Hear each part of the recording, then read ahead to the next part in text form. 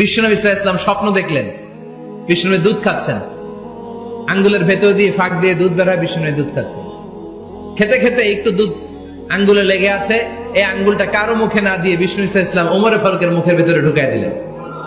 অতিরিক্ত দুধটা ওমর ফারুক খেলেন। সাহাবারা বললেন, মাযা আওয়ালতা বিহি ইয়া রাসূলুল্লাহ, হে আল্লাহর রাসূল, এই স্বপ্ন দিয়ে কি বুঝালেন, বুঝলাম না।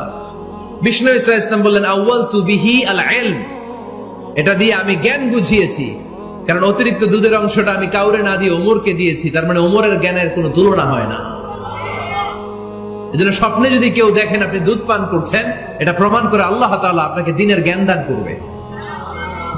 আবার বিশ্বনবী সাল্লাল্লাহু আলাইহি ওয়াসাল্লাম আবার আরেক রাতে স্বপ্ন দেখলেন, সাহাবারা লাইন ধরে বিশ্বনবীর সামনে দাঁড়ানো, কোন সাহাবার জামা নাভি পর্যন্ত, কোন সাহাবার জামা হাঁটু পর্যন্ত, কোন সাহাবার জামা টাকনু পর্যন্ত, কোন সাহাবার জামা আরো ছোট, কিন্তু ওমরে ফারুকের জামা বিশ্বনবী দেখলেন এত বড়, টেনে হিচড়ে হিচড়ে বিশ্বনবীর সাথে চলছে।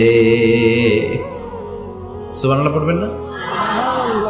সাহাবারা বললেন, মা দাওয়ালতা বিহি ইয়া রাসূলুল্লাহ, হে আল্লাহর রাসূল, এটা দিয়ে আপনি কি বুঝাতে চাইলেন? বিশ্বনবী বললেন, আউয়ালতু বিহি আত-তাকওয়া, এটা দ্বারা আমি দ্বীন, দ্বীনদারি বোঝালাম, তাকওয়া বোঝালাম। সুবহানাল্লাহ পড়েন। বিশ্বনবী দেখলেন কোন সাহাবার জামা এতটুকু, কোন সাহাবার জামা এত লম্বা, কোন সাহাবার জামা পা পর্যন্ত লম্বা। আর সাইয়েদনা ওমর ফারুককে দেখলেন উনার জামা এত লম্বা, ওমর ফারুক টেনে হিচড়ে জামা নিয়ে চলতেছে। বিশ্বনবী বুঝাতে চাইলেন, ওমরের যেহেতু জামা লম্বা, ওমরের ভেতরে আল্লাহর ভয়, দ্বীনদারিও খুব বেশি। চিল্লায় বলেন ঠিক কিনা? জ্ঞানও দিয়েছেন, আবার দ্বীনদারিও দিয়েছেন। এই দুইটা জিনিস যদি থাকে, এই পৃথিবীতে তাকে সফল রাষ্ট্রনায়ক বানায় দেয় কে? প্রভু তুমি বলেছ রাসূল দেবে না, বলনি দেবে না ওমর, বলনি দেবে না হামজা তারিক, খালিদ বিজয় সমর। প্রভু তুমি বলেছ রাসূল দেবে না, বলনি দেবে না ওমর, বলনি দেবে না হামজা তারিক, খালিদ বিজয় সমর। প্রভু তুমি বলেছ রাসূল দেবে না। আল্লাহু আকবার। একটা ওমর দরকার, কয়জন দরকার? কয়জন দরকার? এই পুরা উম্মাহ, মুসলিম উম্মার মধ্যে ওনার পজিশন নাম্বার 3। ওমর ফারুকের পজিশন নাম্বার 1 নম্বর পজিশন বিশ্বনবীর সাল্লাল্লাহু আলাইহি ওয়াসাল্লাম। দ্বিতীয় পজিশন আবু বকর। 3 নম্বর পজিশন সুবহানাল্লাহ পড়বেন না? আশারাতুল মুবাশশিরিনা বিল জান্নাহ, জান্নাতের সুসংবাদ প্রাপ্ত অনেক সাহাবার কথা হাদিসে পাওয়া যায়, কিন্তু এক হাদিসে আল্লাহ রাসূল সাল্লাল্লাহু আলাইহি ওয়াসাল্লাম 10 জন সাহাবীর কথা বলেছেন। ওই 10 জনের ভেতরে সাইয়েদনা ওমর ফারুক আছে না নাই? আবার ওমর ফারুক ছিলেন বিশ্বনবীর শ্বশুর। সাইয়েদনা ওমর ফারুকের কন্যা হাফসা রাদিয়াল্লাহু তাআলা আনহাকে বিশ্বনবী বিয়ে করে ওমর ফারুকের জামাই হয়েছে, আর ওমর ফারুককে বিশ্বনবী শ্বশুর বানিয়েছে। সুবহানাল্লাহ পড়েন। আগে জানতেন এটা? ওমর ফারুক রাদিয়াল্লাহু তাআলা আনহু যে বিশ্বনবীর শ্বশুর ছিল, এটা আজকে প্রথম জানলেন। কে কে দেখি?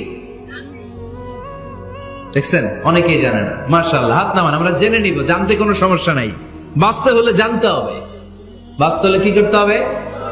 জানতে হবে।